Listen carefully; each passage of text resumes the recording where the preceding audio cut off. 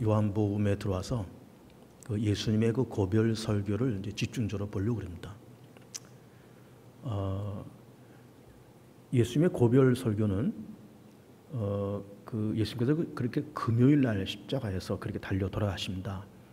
근데 그 전날 밤, 목요일 저녁이죠. 전날 밤에 제자들과 함께 만찬을 하십니다. 그 추후의 만찬은 동시에 최초의 성찬식이 되고 그리고 제자들의 발을 씻겨주시고 그리고 연이어서 새 계명을 시작을 해서 긴 예수님의 고별 설교가 진행되고 있습니다. 그 고별 설교를 요한복음 13장서부터 다루고 있어요. 13, 14, 15, 16, 17장까지 예수님의 고별 설교입니다. 굉장히 중요한 그 설교고 이제 왜 중요한가 하면은 물론 내용 자체도 이제 중요하지만은 예수님께서 그 3년 동안의 공생을 하시면서 그 하셨던 사역이 여러 가지가 있잖아요. 그것을 다 종합하고 결론을 내리고 그동안 하셨던 것에 중요한 것을 다시 한번 추려서 그렇게 말씀하시는 고별 설교다 이렇게 볼 수가 있습니다. 그리고 어쨌든 우리 사람은 나이가 들수록 좀 무게감이 있어지는 것이고 동시에 우리 스스로의 죽음이 점점 다가올 때 사람은 진지하게 되어 있는 겁니다. 예수님도 완벽한 인간이셨기 때문에 죽음을 앞에 놓고 하루를 앞두고 계시잖아요. 하루를 앞두고 계시면서 아주 진지한 모습으로 고별 설교를 이제 하셨던 겁니다. 사실 이제 우리가 요한복음 13장부터 이제 17장까지 고별 설교제 보려고 그런 건데 사실은 분량 자체도 그렇게 적은 분량이 아니에요. 그러나 사실은 예수님께서 이거보다 더 길고 더 깊은 말씀을 하셨을 거다 이렇게 봅니다. 적어도 1시간 이상, 2시간 가까이 그 이상도 아주 진지하게 이 말씀을 하셨을 거다 이렇게 생각이 듭니다. 충분히 그럴 수 있죠. 이제 이 밤만 지나가면 예수님께서 십자가에서 죽으셔야 되니까 우리는 죽음이 언제인지를 모르면서도 사실은 죽음을 두려워하잖아요. 그런데 예수님은 죽음을 아십니다. 바로 내일 죽으시는 거예요. 그거를 앞두고 정말 진지하고 착잡하고 아주 숙연한 마음으로 이런 고별 설교를 좀 하시고 있는 겁니다. 내용이 상당히 진지합니다. 그래서 이 고별 설교를 이제 오늘부터 시작을 하면서 이제 요한복음 17장까지 나가려고 그러는 건데 내용 자체가 쉽지가 않습니다. 그러나 내용이 아주 진지하고 깊어요. 그래서 저도 이제 동시에 좀 이 말씀을 이제 건성건성 넘어가지 말고 물론 그동안 설교도 건성건성 한 건 아니지만 건성건성 넘어가지 말고 한 절 한 절 단어 하나하나를 아주 깊이 있게 다루려고 그럽니다. 그래서 이제 요한복음 17장까지 끝날 때까지 몇 편의 설교가 될지 언제 끝날지 그는 저도 알 수가 없습니다. 어쨌든 한 장 한 장 한 절 한 절 말씀을 진지하게 그렇게 봐 나가려고 그래요. 요즘 이제 수요일 날 그동안 우리가 사무엘 상하를 보면서 지난주에 그 사무엘 하가 다 끝났고 이번 주부터는 열왕기 상으로 넘어옵니다. 그래서 주일 낮 예배는 이제 마태복음에서 요한복음으로 넘어왔고 수요일 날에는 사무엘 하에서 열왕기 상으로 그렇게 넘어왔어요. 그래서 여러분들이 주일 날에는 신약을 중심으로 또 수요일에는 구약을 중심으로 우리 교우들께서 성경을 좀 읽으시면서 제 설교를 좀 경청해 주시고 혹 설교를 못 들으셨다거나 혹은 설교를 한 번 더 진지하게 들어야 되겠다 이제 생각되는 분들은 교회 홈페이지도 들어가셔도 좋고 또 유튜브에도 늘 올라와 있습니다. 개봉주와 함께 검색어를 치시면 늘 낮예배, 수요예배가 늘 거기에 올라와 있으니까 그거를 보시면서 또 따라오시고 또 은혜도 받으시고 그랬으면 좋겠어요. 그러시면서 오늘부터 이제 예수님의 고별 설교의 이제 첫 시간을 가지려고 합니다. 그러면서 예수님께서 이 본문에서 무슨 말씀을 하시는가 하면은 오늘 설교 제목처럼 새 계명을 우리 가운데 주시겠다 이렇게 말씀하시는 거예요. 그러면서 그 새 계명이 뭔가 하면은 내가 너희를 사랑한 것 같이 너희도 서로 사랑하라. 이게 새 계명이라는 거예요. 그리고 우리가 읽진 않았지만은 14절에도 비슷한 말씀이 기록되어 있으면서 내가 너희들에게 발을 씻겨 준 것과 같이 너희들도 서로 발을 씻겨 준 것이 옳다 이렇게 말씀하시는 거예요. 그러니까는 14절에서는 내가 발을 씻겨 줬잖냐, 그와 같이 너희도 서로 발을 씻겨. 또 34절에서는 내가 너희를 사랑했지 않냐, 그처럼 너희도 서로 사랑해. 이것이 새 계명이다. 이런 말씀을 이제 하시고 있는 거예요. 그러니까는 예수님께서 발을 씻겨라, 서로 사랑하라라는 말씀을 그냥 아무 생각 없이 툭 하고 던지신 것이 아니라 그동안 내가 너희를 사랑했지 않냐, 그처럼 너희도 서로 사랑해야 된다. 이것이 새 계명이다. 이렇게 말씀을 하시고 있는 거예요. 그럼 이제 우리가 새 계명 이렇게 얘기를 하면 그러면 헌 계명도 있을까? 이런 생각을 해보는 거예요. 그래서 이제 하나님의 말씀을 새 거다, 헌 거다라고 말씀드리기가 좀 이게 죄송스러워서 헌 계명이라 그러지 말고 옛 계명이라고 그렇게 하는 게 좋겠습니다. 옛 계명도 있죠. 그 옛 계명이 뭔가 하면 우리가 잘 알고 있는 그 십계명입니다. 십계명, 나 외에 다른 신을 두지 말아라, 우상 만들지 말아라, 망령 때 이끌지 말아라, 안식일을 지켜라, 부모를 섬겨라. 그리고 살인, 간음, 도둑질하지 말고 네 이웃을 탐내지 말고 그리고 거짓 증거하지 말아라. 이 10계명이 그렇게 있는 겁니다. 그 10계명을 또 압축해서 두 가지로 압축한다 그러면은 너희가 마음과 뜻과 성품을 다해서 네 하나님을 사랑하고 네 이웃도 네 몸처럼 사랑해라. 그래, 위로는 하나님의 사랑, 그리고 아래로는 이웃을 내 몸처럼 사랑. 이것이 옛 계명이고, 그런데 그 옛 계명인 그거를 예수님께서 새 계명을 얘기하시면서 내가 너희를 사랑하는 것 같이 너도 서로 사랑하는 것이 이것이 새 계명이다 이렇게 말씀을 하시고 있는 거예요.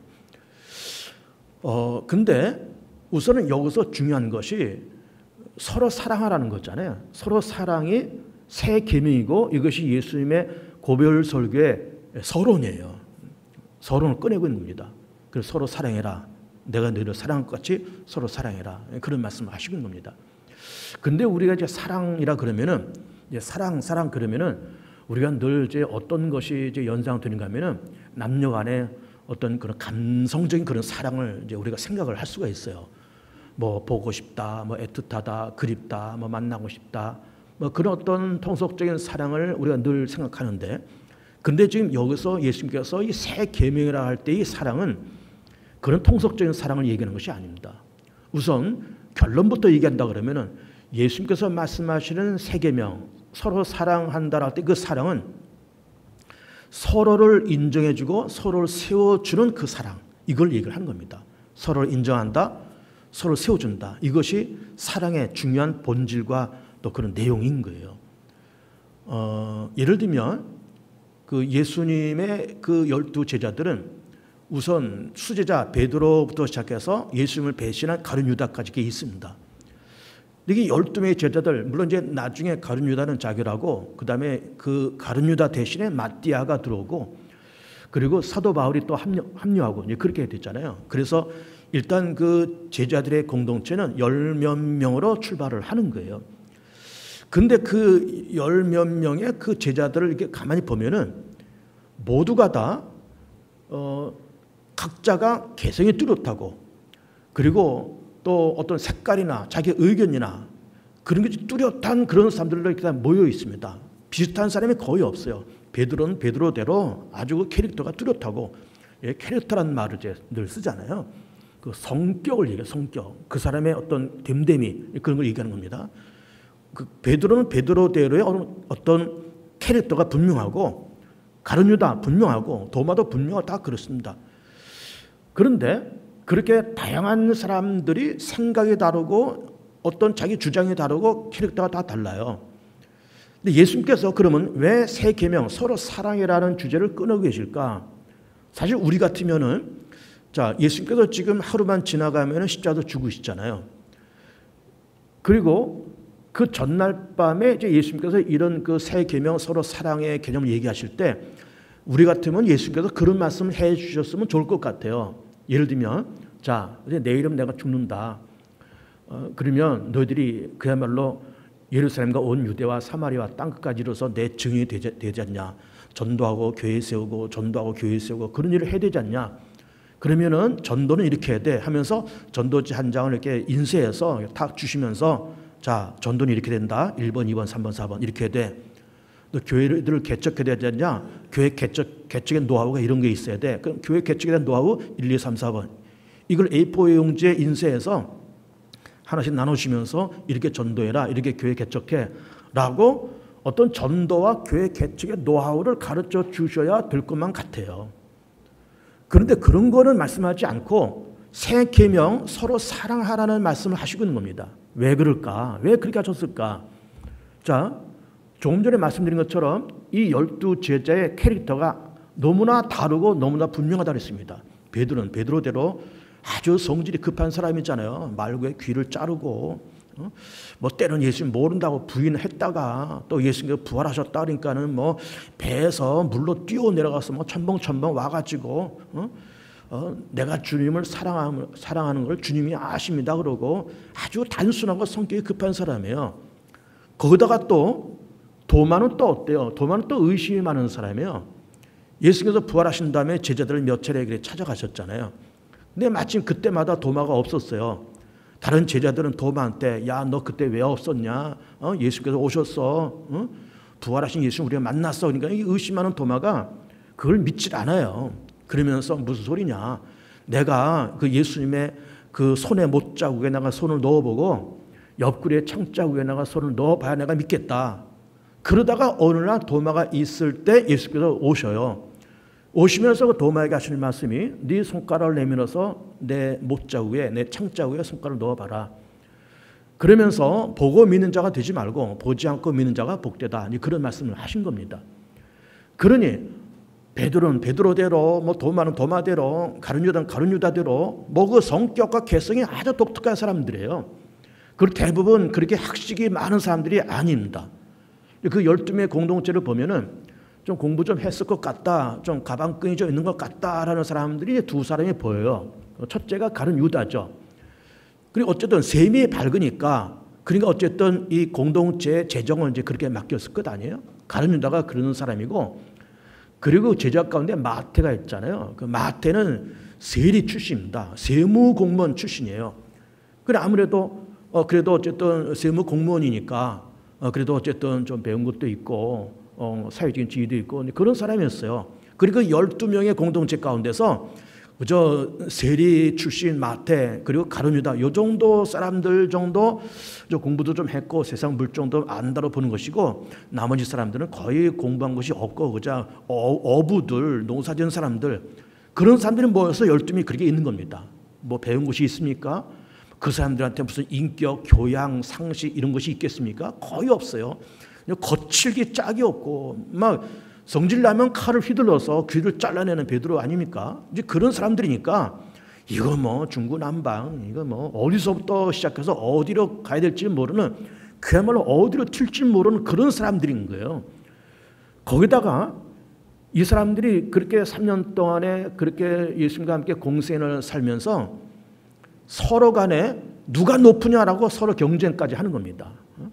누가 높으냐, 네가 높으냐, 내가 높으냐 경쟁도 하죠. 그리고 야고보와 요한의 어머니는 또 예수님에 찾아와서 로비까지 해요. 예수님 당신의 나라가 임할 때 우리 아들 둘 야고보 요한 하나는 우편 하나는 좌편에 주십시오 하면서 로비해요. 요즘 말은 치맛바람을 하는 거예요. 그러니 예수님께서 33년의 공생을 열심히 사시고 어떻게 보면은 당신께서 하실 일은 다 했습니다. 그렇잖아요. 33년 사셨습니다. 공생에 사셨어요. 복음 전할 만큼 전하셨고요. 고칠 만한 사람도 다 고치셨고요. 12제자들 가르칠 만큼 다 가르쳤습니다. 그리고 이제 하루 지나서 금요일 날 십자가에서 죽으시고 다 이뤘다 말씀하시고 그리고 죽으시고 부활하신 다음에 40일 세상에 계셨다가 승천하시는 그런 일만 남았어요. 어떻게 보면 당신은 하실 일이 다 끝났어요. 그런데 예수님께서 그렇게 죽으시고 부활 승천하시면서 기독교가 그것으로 끝나는 것이 아니잖아요. 어쨌든 예수님께서는 하실 일이 다 하셨고 다 끝났지만은 예수님께서 하셨던 일을 그 바톤을 이어받아서 제자들이 되었건 누가 되었건 어떤 성령 받은 사람이 나가서 복음 전하고 교회 세우고 복음 전하고 교회 세우고 그런 일을 해야 되잖아요. 그걸 해야 될 사람이 누구예요? 일단은 그 12제자입니다. 그러면 그 12제자가 성령 받고 나가서 교회 세우고 전도하고 교회 세우고 전도하고 그런 일을 해야 되고 그것도 그냥 쉬운 일이 아니고 뭐 첩첩산중 그야말로 방해와 핍박 사망의 음침한 골짜기에 그것이 다 기다리고 있어요. 유대 정부의 방해, 로마 정부의 방해, 동족의 방해, 이방인의 방해 다 기다리고 있어요. 이거 예수님이 다 아시잖아요. 그러니 당신은 하실 일 다 하셨고 이제 오늘 지나가면 내일 십자가에 달려 돌아가셔야 될 텐데 제자들이라고 하는 사람들은 모여 앉아서 개성이 뚜렷하죠. 누가 높으냐 서로 신랑하고 경쟁하죠. 어떤 어머니는 돌아다니면서 로비하고 있죠. 그런 모습 보시니까 이게 참 마음이 착잡하신 거예요. 때로는 제자들을 바라보시면서 한심하기까지 하셨을 것 같아요. 참 너희들 한심하다. 이제 하루만 지나가면 나는 십자가에 죽는데 너희들은 누가 높으냐 그러고 뭐 너희들 어머니는 와서 로비를 하질 않나? 응?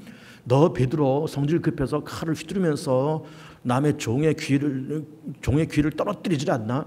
그러니 예수님께서 그렇게 당신은 하실 일을 다 마쳤지만은 그 일을 바톤받아서 해야 될 그 12제자들은 이게 중구난방이에요. 어디로 튈지 모르는 그런 사람들이에요.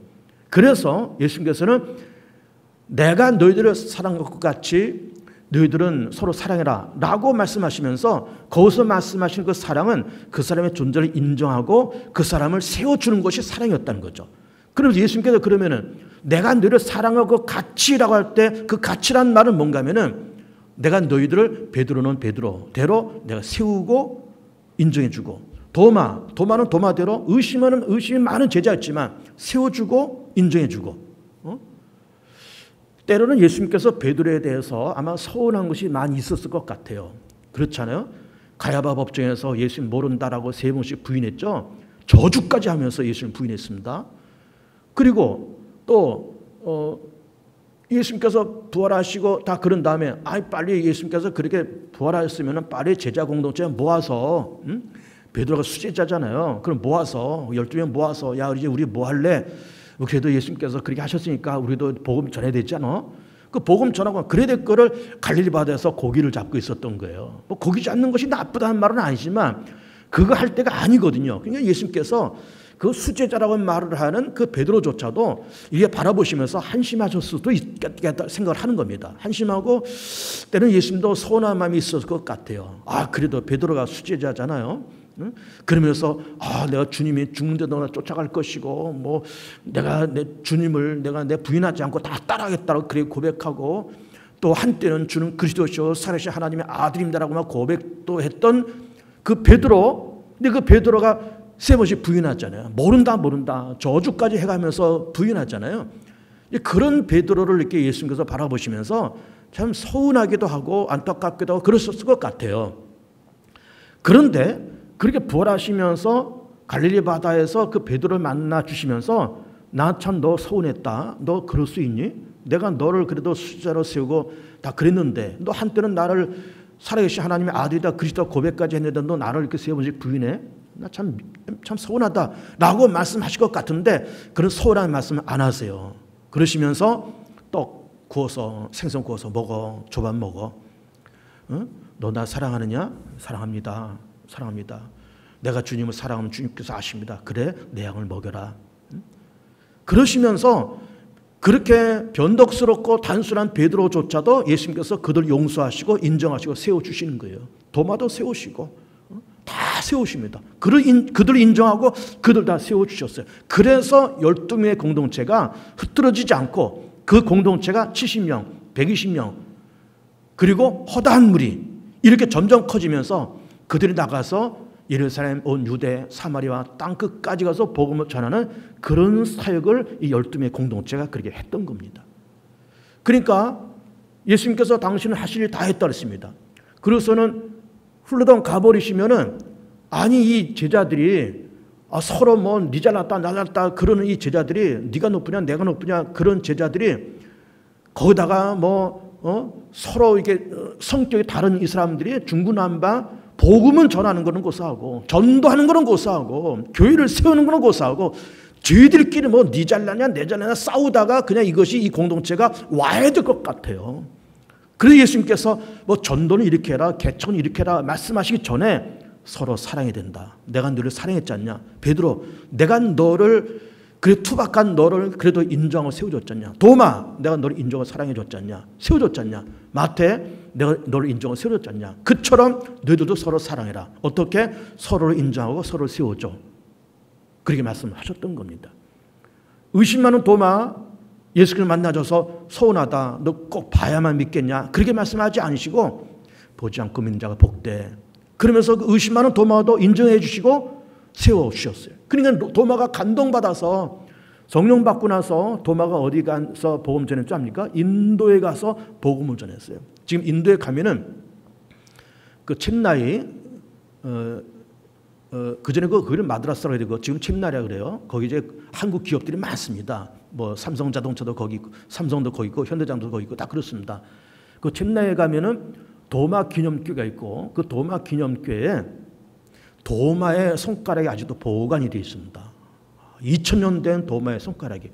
그 교회가 그 손가락을 왜 보관하고 있는가 하면은 그 도마가 예수님의 그 못자국 창자국에 손을 넣어봐야 믿겠다고 그랬잖아요. 그래서 그거를 이제 기억하면서 도마의 손가락을 잘 부패를 방지하면서 그 지금도 보관해 놓고 있어요. 참 놀라운 얘기입니다.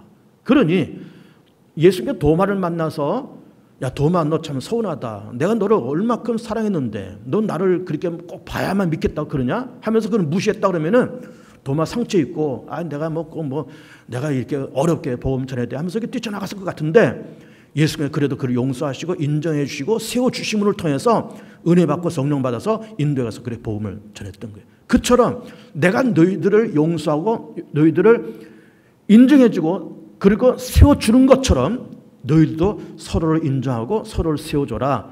그것이 바로 서로 사랑이요. 그것이 바로 새 계명이다. 이런 말씀을 하셨던 겁니다.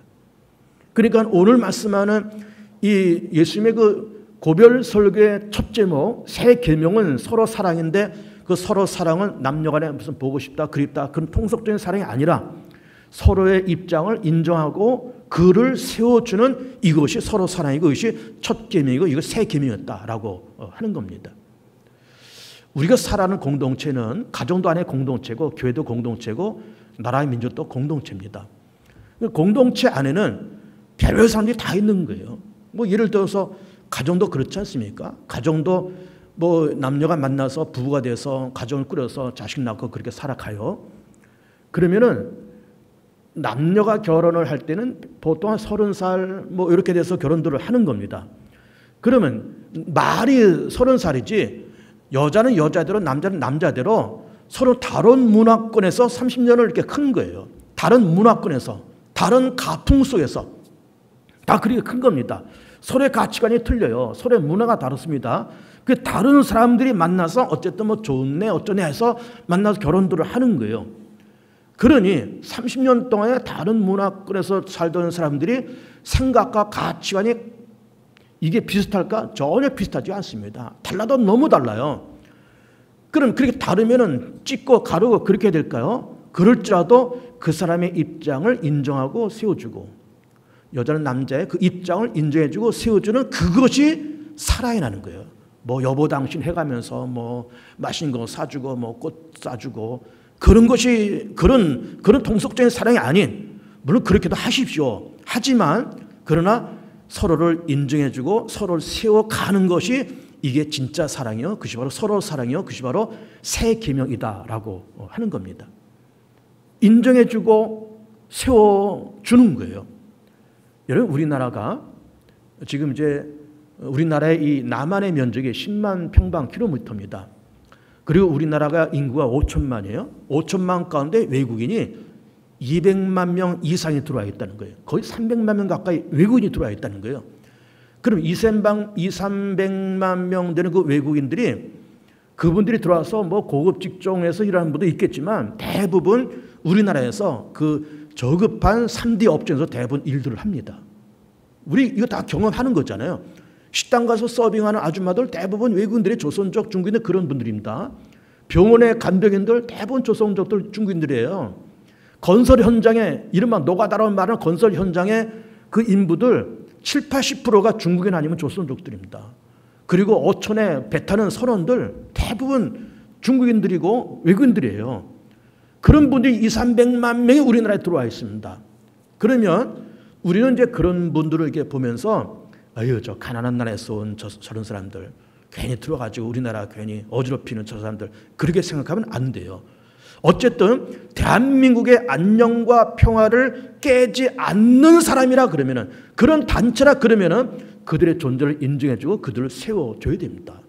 뭐 그들에 찾아가서 무슨 뭐 물질로 봉사하고 그러지 못할 망정 하나님 우리나라에 2, 300만 명의 그 외국인들이 들어와 있답니다. 그분들이 들어와서 우리나라 여기저기 3D 업체에서 일을 하고 있는데 어쨌든 잘 정착하고 그들도 참 대한민국에 이렇게 흡수되고 그리고 어쨌든 그런 분들이 우리가 하기 힘든 그런 더럽고 힘든 그런 일을 이제 하고 있잖아요. 어쨌든 저분들의 수고와 애씀이 있어서 우리 대한민국의 산업이 이게 유지되고 발전되고 있다고 하는 그런 생각을 가지면서 그분들에게도 우리 감사한 마음을 가져야 됩니다. 또 그분들도 우리나라에 들어와서 어쨌든 고향을 버리고 온 사람들이잖아요. 나라와 고향을 버리고 온 사람들이에요. 이 낯선 곳에 와서 그렇게 벌어서 물론 본인들도 먹고 살겠지만은 대부분은 또 고향에 송금을 해요. 어쨌든 고향에서 버는 것보다 여기 한국에서 버는 것이 일당이 훨씬 높으니까 거의 10배도 차이 납니다, 여러분. 거의 10배 차이 나요. 그런 임금을 벌어서 고향에 송금하고 자기도 먹고 사니까 그러니 우리나라에 와서 참 이 대한민국 참 고맙다 이렇게 내가 들어와서 이런 어쨌든 힘든 일이지만 이 나라에서 일거리를 줘서 여기 와서 어쨌든 나도 먹고 살고 이 돈 고향에 붙여서 우리 고향에 있는 식구들이 먹고 살고 참 고맙다 대한민국 고맙다라는 생각을 그분들도 가져야 되는 거예요. 서로를 정말 그분들이 대한민국의 안녕과 평화와 질서를 깨지 않는 사람들, 깨지 않는 그런 공동체라 그러면은 그들의 존재를 인정하고 그들의 존재를 세워주는 것이 이게 서로 사랑인 겁니다. 그렇게 돼야 되는 겁니다. 여러분 우리 교회도 그렇습니다. 우리 교회가 한 500명쯤 모이는 교회예요. 이 새 계명 서로 사랑이라는 걸 얘기하면서 제가 조금 듣기 거북한 얘기를 좀 해볼게요. 여러분 열린 마음을 가지고 제 얘기를 들어보세요. 우리 교회가 한 500명쯤 모이는 교회고 그리고 우리 교회가 한 50년 넘은 그런 역사를 갖고 있습니다. 제가 5번째 목사예요. 근데 우리 교회는 좀 부정적인 2가지 문화가 있습니다. 잘 들어보세요. 그 첫 번째 문화가 뭔가 하면은 우리 교회에서 이게 교회학교 때부터 같이 커온 그런 분들이 있습니다. 그러니까 뭐 초등학교, 중고등학교, 우리 개봉중학교, 교회학교에서 같이 크면서 언니, 오빠, 형, 동생 하면서 그리 큰 분들이 지금 뭐 집사, 권사, 장로 이렇게 계시는 거예요. 좋습니다. 또 그분들의 어떤 연대감과 그런 건 또 대단해요. 연대감과 그 결속력은 대단합니다. 물론 좋아요. 그런데 그 이후에 이제 우리 교회에 들어온 분들이 있고 때로는 이제 새로운 신자도 있고 그렇습니다. 그러면 그렇게 오래된 분들이 그렇게 이후에 들어온 사람들과 새로운 신자들 바라보면서 무시하고 천대하고 그러면 안 됩니다. 야, 우리가 박힌 돌이야. 너희들은 굴러온 돌이지. 우리가 여기 30년 된 터줏대 감이야. 40년 된 터줏대 감이야. 난 여기서 잔뼈가 굵은 사람이야. 그러면서 나중에 온 사람들과 새 신자들을 무시하면 안 돼요. 어쨌든 그들에게도 따뜻하게 손을 내밀고 뭐 그들에게 다가와서 무슨 물질로 뭐 그렇게 하지는 못할 망정 마음으로라도 기도로라도 하나님 저들도 우리 개봉중학교에 들어서 잘 정착하게 하시고 그리고 우리 교회에 참 좋은 일꾼이 되었으면 좋겠습니다. 그렇게 마음을 먹고 그 기도해 주면서 그들을 영접할 수 있는 열린 마음이 분명히 필요한 거예요. 또 늦게 들어오고 새로운 교인들도 이미 우리 교회에서 40년, 50년 된 그런 이른바 우리 교회 그렇게 잔뼈가 굵은 우리 그 기존 교인들을 바라보면서 그분들에게도 고마운 생각을 해야 됩니다. 어쨌든 그분들이 우리 개봉중학교를 지키기 위해서 눈물 흘리면서 기도하고 그러면서 그분들의 눈물과 땀이 있어서 우리 개봉중학교가 이만큼 존재한다. 참 그분들은 참 고맙다라는 그런 생각을 다 해야 되는 겁니다. 그러니까는 기존 신자는 기존 신자대로 나중에 온 분들은 나중에 온 분들대로 어떤 보이지 않는 벽이 있다고 제가 얘기하는 거예요. 그걸 다 걷어내고 서로를 인정해주고 서로를 세워주고 먼저 온 분들은 나중에 온 사람을 나중에 온 분들은 먼저 온 분들에게 고마워하고 저들도 잘 정착해야 되겠다고 하는 열린 마음과 생각이 필요한 것이고 그것이 서로 사랑이고 그것이 새 계명이라는 거죠. 그렇게 그들의 존재 인정하고 그들의 존재를 세워주는 것이 이게 새 계명이라는 거예요. 두 번째 문제가 뭔가 하면은 참 부끄럽게도 우리 교회는 이게 50년 이렇게 지나가면서 주기적으로 태풍이 한 번씩 불다가 합니다. 태풍이 한 번 확 불다가 지나가요. 제가 이제 5번째 목사인데 아마 5번째 목사인 저도 이제 그런 거를 이제 경험을 하고 뭐 저 이전에 뭐 이영백 목사 또 오 목사님 또 그 이전에도 그런 목사님들이 다 회오리 바람을 다 한 번씩 경험을 한 거예요. 그러면 거의 내가 이렇게 뭐 볼 때 거의 교회가 한 10년 주기로 그런 회오리 바람이 부는 것 같아요. 근데 그런 바람이 불 때 이제 어떤 현상이 벌어진가 하면은 다 목사와 교우들 간의 어떤 갈등과 불신 때문에 그런 회오리 바람이 불어요. 목사는 목회에 열중하지 않고 겉돌고 그렇게 돌아다니고 또 교우들은 목사를 신임하지 않고 어떻게 하면 내보낼까 그런 거는 연구하고 있고 그러다 보니까 자꾸 벽이 생기잖아요. 그러다가 어떤 회오리 바람이 확 불면서 그렇게 불면 목사는 목사대로 힘들고 교회는 교회대로 어수선해지고 그것 때문에 상처받은 사람들은 교회를 떠나고 그런 바람이 한 10년 주기로 이렇게 오는 거예요. 그러면 교회가 좀 평안해진다 싶으면 그런 바람이 불고 좀 부흥될까 싶으면 또 바람이 불고 그러면서 부흥될 그런 기회를 몇 번씩이나 놓쳤던 거예요. 우리가 부흥될 만한 그런 일이 생기니까 평안해질 만한 그런 일이 생기니까 그런 것이 몇 차례게 지나가는 겁니다. 그럼 지나가면 목사는 목사대로 힘들고 교회는 교회대로 어수선해지고 그것 때문에 이렇게 저렇게 상처받은 사람들은 교회 떠나고 그리고서 남는 거는 뭐가 남는가? 아픔만 남는 거예요. 아픔만. 누구는 좋아할까? 사탄만 좋아하는 거예요.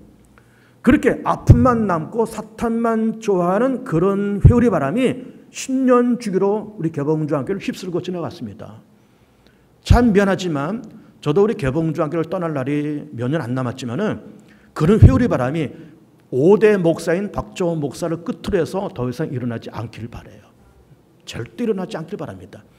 그러면 목사는 개봉주한교를 담임하면서 하나님이 개봉주한교를 나한테 이렇게 위임해 주셨다. 참 이게 내 목양의 터다.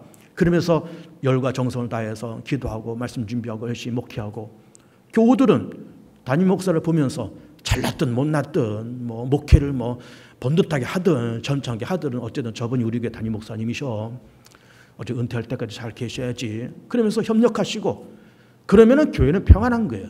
근데 이게 서로 믿지 못하고 서로를 인정하지 못하고 서로를 세우지 못하면은 목사는 교인들을 불신하고 교인들은 목사 불신하고 그러면서 인정하지 않고 세우지 않으면은 다 목사 힘들고 교회 힘들고 이렇게 저렇게 마음에 상처받아서 떠나고 그러면서 남는 거는 아픔만 남고 좋아하는 거는 사탄만 좋아하고 있었더라 그 말이에요. 그런 일을 우리 더 이상 하지 맙시다.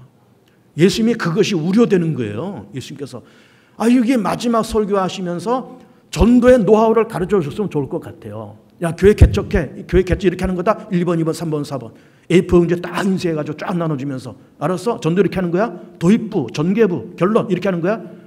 그렇게 했으면 좋겠는데 예수님의 생각은 그것이 아니었던 거예요. 이렇게 캐릭터가 다양한 이 사람들이 뭐 누가 높으냐 이거 가지고 싸우는 이 사람들이 서로 싸우고 서로 인정하지 않고 서로 세우지 않고 네 잘났냐 내 잘났냐 이렇게 하다 보면은 개척은 고사하고 전도는 고사하고 복음은 전도하고 그냥 다 끝나버리는 거예요.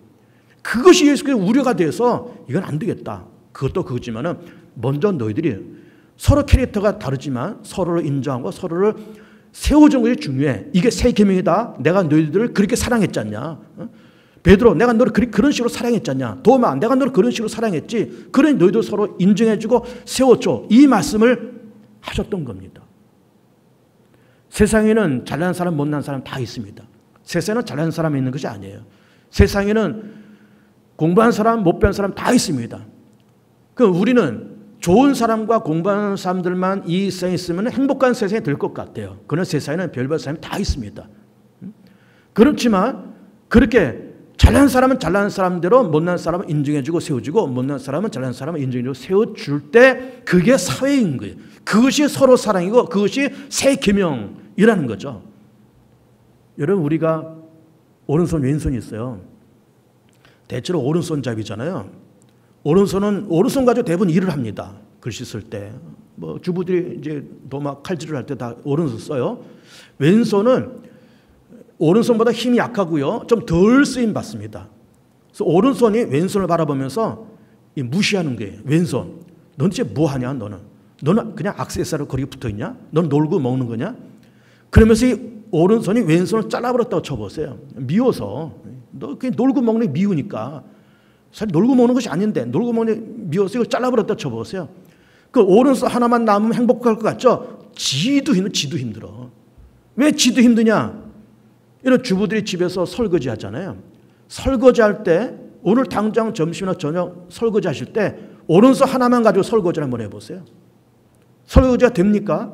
어렵고 힘들걸. 쏟아지고 그냥 물 쏟아지고 뭐 접시 깨지고 난리 날걸. 어쨌든 왼손 오른손이 잡고 이게 쫙 닦고 이래야 이게 되는 거지. 오른손 하나 가지고 이게 어렵습니다, 여러분. 남자들이 보통 아침마다 넥타이를 매요. 오른손 하나 가지고 넥타이 맬 수 있겠어요? 한번 해보세요. 당장 지금 내일 아침부터 오른손 하나 가지고 넥타이 매 보시라니까요. 안 됩니다. 어려워요. 어쨌든 무능한 왼손이지만 쓸모없는 것 같이 보이는 왼손이지만 이게 오른손 왼손이 이렇게 쪼물락쪼물락해야 넥타이도 맺어요. 그러니까는 오른손도 왼손한테 고마워해야 돼요. 왼손은 오른손한테 물론 더 고마워해야 되고요. 서로 인정해 줘야 됩니다. 그래야 오른손도 행복하고 왼손도 행복하고 나라는 인생이 행복해집니다. 나라는 인생이 행복해져요. 중국에서 한때는 내전이 있었습니다. 그 20세기 때 1900년 초반에 장개석이 이끄는 국민당과 모택동이 이끄는 공산당이 내전을 했습니다. 그래서 한참 동안 둘이서 투닥투닥 전전하다가 장개석 정권이 졌어요. 그래서 쫓겨나서 그 대만에 쫓겨나서 거기다가 대만이라는 타이베이라는 나라를 세웠습니다. 그게 지금 그 대만이 그 공산당과 싸우다가 쫓겨난 장개석이 세운 나라가 대만이에요. 그래서는 모택동이 이끄는 공산당이 이겼습니다. 그리고서는 1948년도에 중화인민공화국을 세웠어요. 우리나라도 나라를 세운 것이 1948년이고 중국도 48년도에 세웠습니다. 그러나서 모택동이 빨리 경제 부흥을 일으키고 싶은 겁니다. 왜냐하면 가난한 나라니까. 그 전에 얼마 전에 아편전쟁하면서 영국한테 얻어 터졌거든요. 아니 영국은 작은 섬나라고 청나라는 대륙인데 바다를 건너서 몇 달 걸어서 온 그 영국 해군하고 전쟁에서 청나라가 졌다니까요. 얻어 터졌다니까요. 그리고서는 지금은 그래도 중국이 공업국가지만 한 100년 전쯤에 그렇게 이제 그 1940년대 50년대 그때는 그냥 농사밖에 별 할 길이 없었던 거예요. 대부분 농민들이에요. 그 농민들이니까 모택동이가 어쨌든 좀 잘 먹고 잘 사는 나라를 만들고 싶은 거예요. 그래서 50년대에 대약진 운동을 했습니다. 그 대약진 운동이 뭔가 하면 경제 중흥 운동을 했었던 거예요. 우리나라가 그 박정희 정권 때 70년도에 새마을 운동을 했습니다. 그때 역시 잘 먹고 잘 살자 그 말 아닙니까? 이 밥에 고깃국 먹고 앞길 넓히고 초가집 제거하고 쓰레 떠얹고 잘 먹고 잘 살자 운동이 새마을 운동이었잖아요. 그 중국도 그렇게 50년대 우리나라의 새마을 운동과 비슷한 대약진 운동을 했습니다.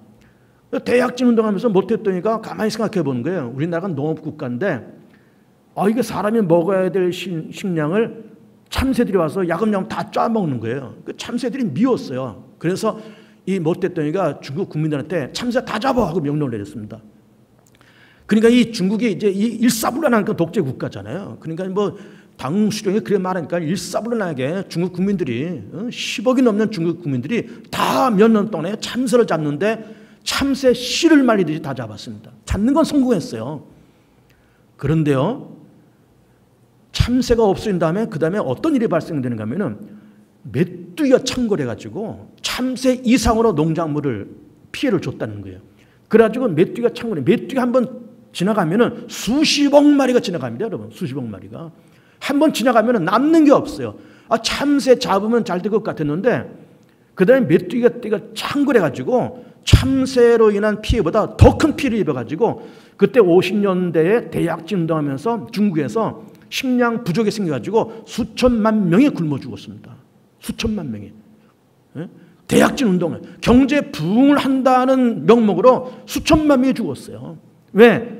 참새 잡은 다 될 줄 알고. 디모데전서 4장 4절 말씀 보시면 하나님께서 지으신 모든 것이 다 선하되 감사함으로 받으면 버릴 것이 없다고 말씀하고 계세요. 하나님이 지은 모든 것이 다 선하다는 거예요. 유익하다는 거죠. 가치 있다는 거죠. 그 어느 것도 다 있어야 될 이유와 존재 이유와 목적과 존재 가치가 있다는 거예요. 그게 선하다는 거예요. 그래서 감사함으로 받으면 버릴 것이 없다는 거예요. 근데 참새, 저것들 돌아다니면서 이게 곡식 다 짜먹고 아주 해로운 조류 같죠.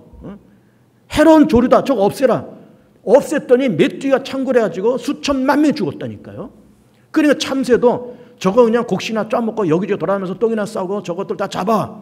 그런데 하나님도 참새가 있어야 될 이유와 목적과 가치가 있었던 거예요. 드레핀 이름 없는 들풀,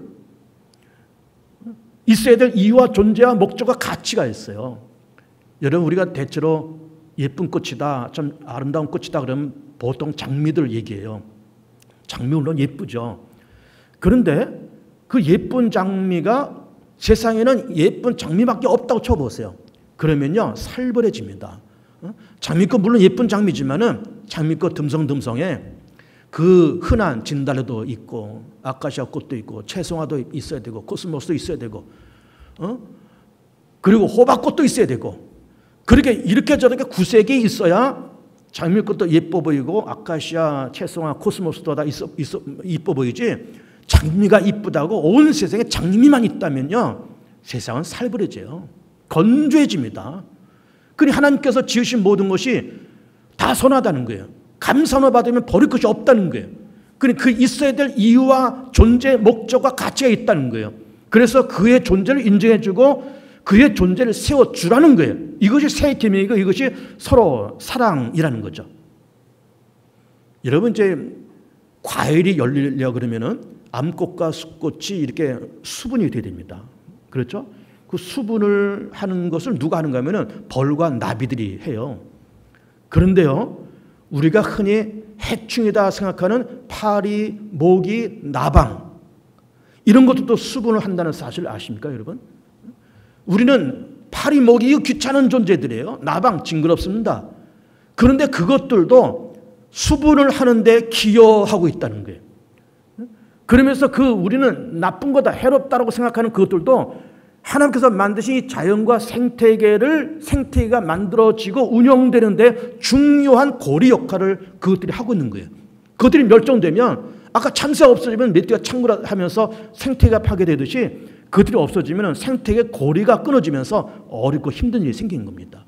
그러니까 하나님께서 만드신 모든 것이 선함에 감사함으로 받으면 버릴 것이 없다는 그 말씀. 그러니까는 이것이 무슨 자연계를 얘기하는 건 물론 아닙니다. 물론 자연계도 우리가 사랑해야 되지만 인간 공동체 안에 이런 사람 저런 사람이 다 뒤섞여서 살고 있지만 어쨌든 서로의 존재를 인정하고 서로를 세워가는 것이 이것이 사랑이고 이것이 새 계명이다. 이렇게 말씀을 하시고 있는 겁니다. 행복하고 그리고 건강하고 평화스러운 삶을 살아가는 복된 교우들이 되시길 축복합니다.